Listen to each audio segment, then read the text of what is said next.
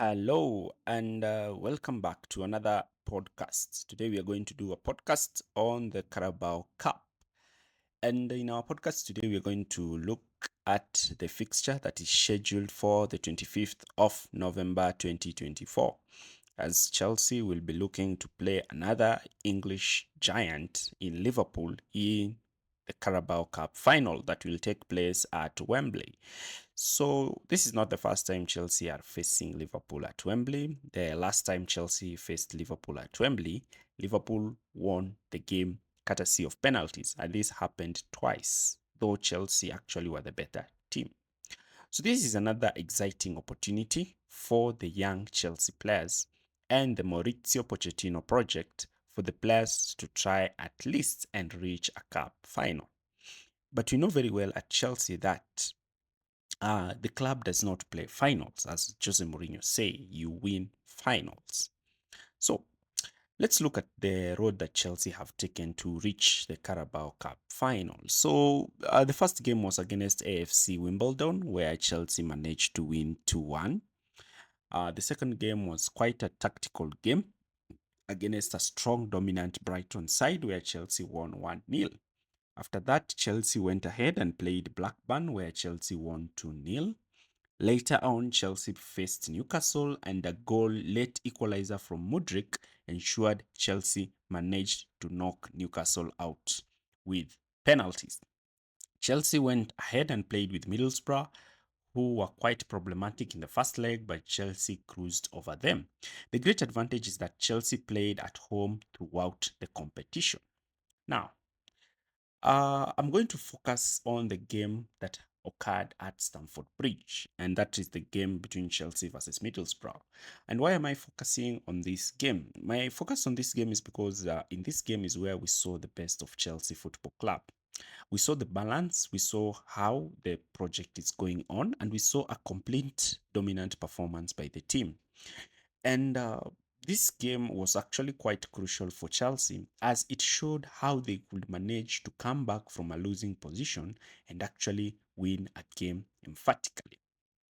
So, the game took place at Stamford Bridge. And what even interests me most in this game is the role of having a left back on the pitch. Ben Chilwell's position in this game was so important for Chelsea, and I will not fail to emphasize how the return of Ben Chilwell has really impacted Chelsea positively on the pitch, because we saw Ben Chilwell making lots and lots of runs. Another key thing that I want to talk about is the role of Armando Broja. We clearly saw how the number 9 was so important for Chelsea in this game. Remember, during the game against against Middlesbrough away, Broja did not start, and Pochettino decided to play Palmer in this position. And you see, this really curtailed Chelsea and how Chelsea wanted to play. Also, another thing that I need to talk about in this game is how Chelsea were excellently building from the back. Chelsea managed to control all phases of the game, from possession wise throughout the attacking third, and also the numbers they committed during attack. I was very impressed. And not only was I impressed with that, I also was impressed with how Chelsea players were committing themselves in the box, generating a lot of numbers. One of the things that really fascinated me in this game was Enzo Fernandez. And how did Enzo Fernandez fascinate me? His late runs. I wanted to see Enzo Fernandez continue making these late runs in the box. This actually led him to score a very beautiful goal for Chelsea. I want my number 8 to be making those late runs, the things that Frank Lampard used to do. Though Enzo Fernandez needs to really work on his shooting, because I think that his shooting has not been quite great, and therefore he should know when to pick and have enough composure in the box. Another fascinating thing that I liked about this game was the role of Disasi. Disasi looked quite comfortable in that right back position. His position was quite great, and the way he used to make those forward runs actually made him score a poacher's goal The goal that Disasi scored was a poacher's goal. It's a goal where you expect elite strikers to score. These are positions where Jackson has found himself and has failed to score these goals. These are passes where you receive the pass, you don't hesitate to try to look for a position, but rather you immediately hit the ball the back of the net. The role of Moises Caicedo and Enzo in the midfield was also quite great. They enabled Chelsea to retain possession effectively, enabling Chelsea to dominate all phases of play. The counter pressing in midfield was also quite great, and the pressing up front was also brilliant as we saw Chelsea, especially Cole Palmer, score a goal from this pressing system. I liked the way Chelsea were able to disrupt Middlesbrough's build up, and this showcased another growth in Mauricio Pochettino's dynamic team, showcasing a team that are not afraid to press, win the ball high up the pitch, and immediately launch quick counter attacks. Now, on to the next phase of our podcast, and we're going to look at Chelsea's rivals in the Carabao Cup final, and that is Liverpool. So Liverpool currently are in the summit of the Premier League. They are currently the team second. Chelsea is currently the team that is on form. Liverpool is second to them. So Liverpool is quite an interesting team if you look at it, because they are a team that nobody actually expected them to be in the position they are in this season. And why is Liverpool so dominant this season? It's because they score goals. So currently Liverpool have scored 74 goals in 2023-2024 season. 74 in all competition. That is the League Cup, the FA Cup, the Europa League, and the Premier League. They're actually the highest goal scoring team in the Premier League. And the thing that fascinates me about Liverpool is their ruthless attack. Liverpool have an attack where you expect anybody to score a goal, from Mohamed Salah to Diego Jota to Dominic Soboslai from midfield to Darwin Nunes to Luis Diaz. There are lots and lots of players from Liverpool who can score goals. Now, Liverpool is a team that nobody expected to be in the position they are in this season, because they lost to Chelsea, two exciting midfielders. But the way Jurgen Klopp has managed to revolutionize this Liverpool team is quite interesting. And the thing that is separating Liverpool from the rest of the pack is the number of goals they score. Remember, as Sir Alex Ferguson used to say, goals win you games. Yes. And not only to say that goals win you games, they have also had a strong, solid defensive setup. Konate and Van Dijk have been rock solid in the back. Alisson is back at his best, making wildies of saves. And Jurgen Klopp has a strong bench, with players such as Cody Gakpo being called from the bench, Elliott being called from the bench, Gravenberch from the bench. So Klopp has a plethora of talent, even in the substitution bench.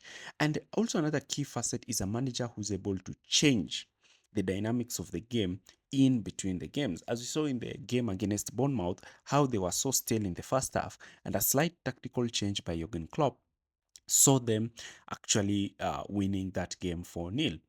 And to look at that, we also look at the dynamic Mohamed Salah. And you see, the thing about Mohamed Salah is that he is world class. Once he gets even half a chance, you are sure that he will have a shot on goal. And this is some of the threats that Chelsea will have to deal with in the final. So, Jurgen Klopp, a manager who's currently top of the Premier League table, and a manager who's looking to at least try to win as many trophies in this season, with the Premier League included, will be looking forward to add another Carabao Cup to his chest. And this will be quite important for Jurgen Klopp as he looks to further solidify his legacy at Liverpool. Liverpool managed to beat Chelsea in the Carabao Cup final on penalties, a game where Chelsea should have scored and won the game earlier on, but Mount Havertz and Werner really costed Chelsea a lot of chances. Mauricio Pochettino, on the other hand, has a reputation to build in this final. He's a manager who has been heavily criticized for not winning anything in England. And actually, a lot of pundits have been calling Maurizio Pochettino as a flower girl. So it's up to Maurizio Pochettino to win this trophy and at least try to prove that he can also win something in England. It's very important for him. Now, on the other hand, I want to talk about the young Chelsea squad and the project. Winning the Carabao Cup is so important for Chelsea as it further reassures that the system and the patterns of play they've been employing at training have started to bear fruits. It will also lift the players up and encourage them to further trust and believe in the process. It will also generate the hunger for them to try to win as many trophies and as many titles as possible. This is a title that Chelsea should heavily invest in and heavily look to try and win. And that is why I'm continuing to say that Chelsea needs the Carabao Cup they need it more than Liverpool. And therefore, the players need to step up at Wembley. Their families will be there. The entire country will be watching that game. And a lot of fans all over the world will be watching that game. This is a game for the youngsters to at least try and shine and showcase their plethora of talent to the rest of the world. If you've watched my video and you've liked my video, do not forget to like, share, and subscribe to this channel. We've done a lot of Chelsea videos, we've done a lot of tactical analysis. Do not forget to like, and we'll be starting to do virtual podcasts. We'll start to be doing my analysis. I've already gotten my equipments that I require, so I'll be doing my analysis online. We'll start even to do watch alongs, and we'll start to have two guests in our show who can come in at least and make their footballing contribution. So do not forget to like, share, and subscribe. You can leave your predictions on how you expect the Carabao Cup to end. If you've watched this video till the end, I'd like to appreciate you. Thanks for watching.